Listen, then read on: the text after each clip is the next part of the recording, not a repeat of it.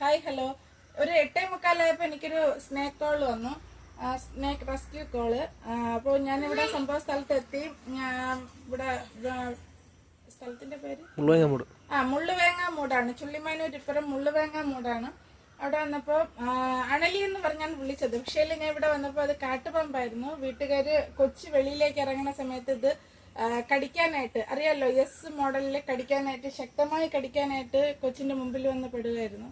അങ്ങനെ വീട്ടുകാരൊക്കെ ആകെ ഭയപ്പെട്ടിരിക്കുകയാണ്. അപ്പോൾ അതിനൊന്ന് റെസ്ക്യൂ ചെയ്യണം.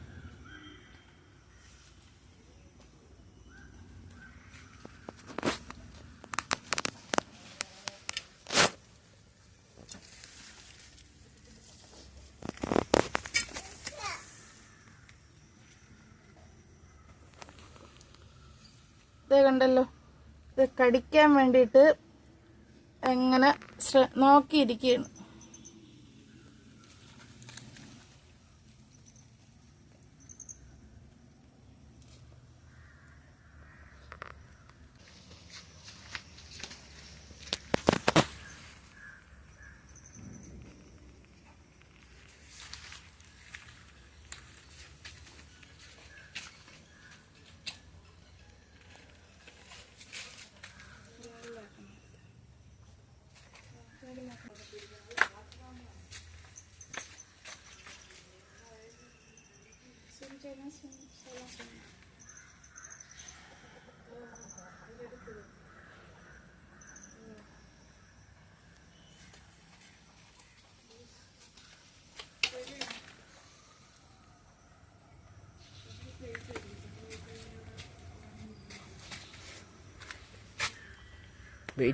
വെയിറ്റ് ഉണ്ടോ?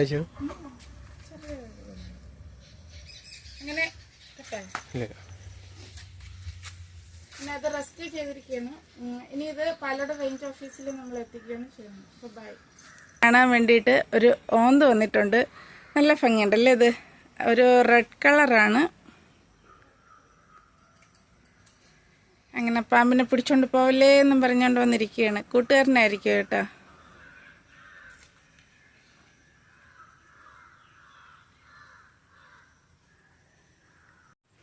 ഈ കാണുന്നത് ആ വീടിൻ്റെ മുൻവശത്തുള്ള ഒരു പ്ലോട്ടാണ്.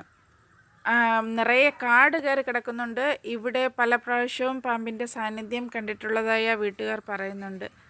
എല്ലാവരും ഓർക്കുക, ചുറ്റുവട്ടത്ത് ഇതുപോലെ കാട് കയറി കിടക്കുന്നുണ്ടെങ്കിൽ അത് വൃത്തിയാക്കി ഇടാൻ പറയുക, വൃത്തിയാക്കി ഇടാൻ ശ്രമിക്കുക. ഇപ്പോൾ പാമ്പുകളുടെ മുട്ടകൾ വിരിഞ്ഞ് കുഞ്ഞുങ്ങൾ പുറത്തേക്ക് ഇറങ്ങുന്ന സമയമാണ്. പ്രത്യേകം ശ്രദ്ധിക്കുക.